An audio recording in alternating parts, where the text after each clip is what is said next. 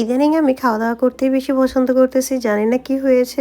হয়তোবা খেতে, খেতেই গুলুমুলু হয়ে যাবো। হ্যালো এভরিওয়ান, আসসালামু আলাইকুম। আজকে হচ্ছে সারাদিন কী রান্না করেছি, কী খেয়েছি এবং বৃষ্টির একটি দিনের মধ্যে শুরু করছি ভিডিওটা সকাল থেকে। দেখতে পাচ্ছেন একদম গরুর মাংস বের করে রেখেছিলাম। সকালবেলা হচ্ছে ভুনা খিচুড়ি বানাতে চেয়েছিলাম সিদ্ধ চাল দিয়ে। আর এখানে ভালো করে চালগুলো ধুইয়ে দেন আমি গরুর মাংস দিয়ে ভুনা খিচুড়ি করতে গিয়ে পাতলা খিচুড়ি করে ফেলছি। একদম জগা খিচুড়ির মতো অবস্থা হয়ে গেছে, দেখতেই পাচ্ছেন। যাই হোক, আজকে সকালের নাস্তাটাই ছিল আমাদের খিচুড়ি। সাথে হচ্ছে মুরগির তরকারি ছিল, আলু দিয়ে রান্না করেছিলাম কালকে রাতে সেই তরকারি। আর আমার তো খিচুড়ির সাথে একটু লেবু এবং শসা, একটা কাঁচামরিচ থাকলেই হয়ে যায়, খেতে খুবই ভালো লাগে। সকালবেলা হচ্ছে খিচুড়িটা রান্না করে ছাদে চলে আসছি। ছাদের উপর বসে বসে হচ্ছে প্রাকৃতিক দৃশ্য দেখতে দেখতে খাওয়ার মজাই আলাদা। চলেন আজকে আপনাদের সাথে একটু আমার ছাদ বাগানের অল্প একটুখানি শেয়ার করি।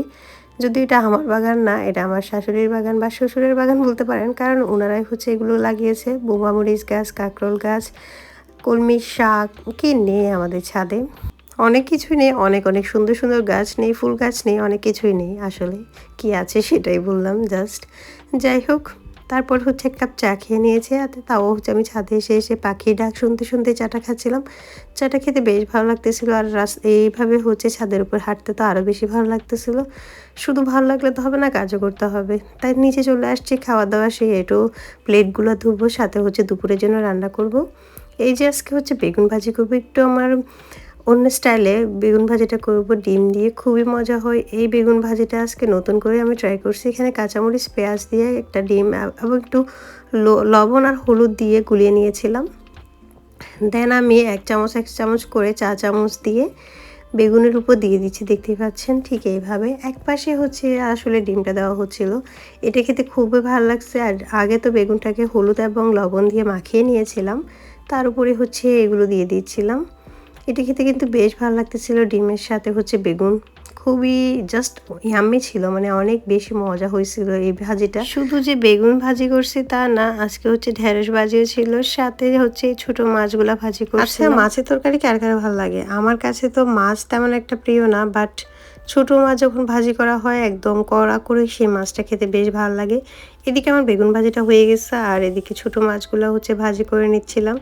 ছোট মাছগুলোকেও আমি লবণ এবং হলুদ দিয়ে একটু মেখে রাখছিলাম আগে থেকে।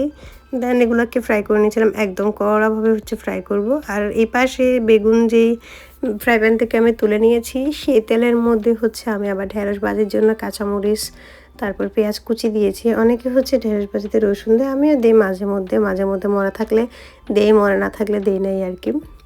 এখন তো রসুন কুচি করতে আলসেমি লাগতেছিল, তাই আর দেওয়া হয়নি। আমার যখন কাজ করতে ইচ্ছা করে তখন আমাকে হচ্ছে কারো বলতে হয় না কিছু, মানে ইচ্ছা মতো কাজ করতে পারি। আর যেদিন কাজ করতে ইচ্ছা করবে না সেদিন আমার মুডে অফ হয়ে যায়, মানে সামান্য রান্না করতে মুড অফ হয়ে যায় এই অবস্থা। তো যাই হোক, তখন কেন জানি আমার মুড অফ হয়ে গেছিলো রান্না করতে করতে। তো যাই হোক, তারপর হচ্ছে এখানে লবণ এবং হলুদ দিয়ে দিয়েছি। দেন আমি ঢেঁড়সগুলো দিয়ে দিয়েছিলাম। ঢেঁড়সগুলো তো আগে থেকে কেটে নিয়েছি, দেখতে পাচ্ছেন। আর একটা মজার বিষয় হচ্ছে ঢেঁড়স বলেন বেগুন বলেন সবই আমাদের নিজেদের সবজি, মানে নিজেদের জমিনের সবজি। আর ঘরের সবজি তো সবসময় বরাবরই খেতে মজা হয়। শুধু মাছগুলো হচ্ছে নাই আমাদের, মানে মাছগুলোই বাজার থেকে কিনতে হয়, মাছ মাংস। বাকি সব সবজি আমরা হচ্ছে বাসায় করে আমার শ্বশুর, সো এখান থেকে খাওয়া হয়। দেন আমি একটু বাহিরের দিকে বের হয়েছিলাম, মানে উঠানে আসছিলাম আম গাছের নিচে। ওইখান থেকে হচ্ছে 2টা আম হচ্ছে পড়ছে, ওই আমগুলো আমি কেটে নিয়েছি। আর ঠিক এইভাবে কিউব করে হচ্ছে আমগুলো খেতে আমার বেশি মিষ্টি লাগে, মানে ছোটো বাচ্চাদের মতো অবস্থা আর কি। যাই হোক, আমগুলা খেতে খেতে দেখতেছি বাইরে বৃষ্টি চলে আসছে, আর আমি বাইরে উঠানে আসছিলাম একটু ভাত বসানোর জন্য বাইরের চুলায়।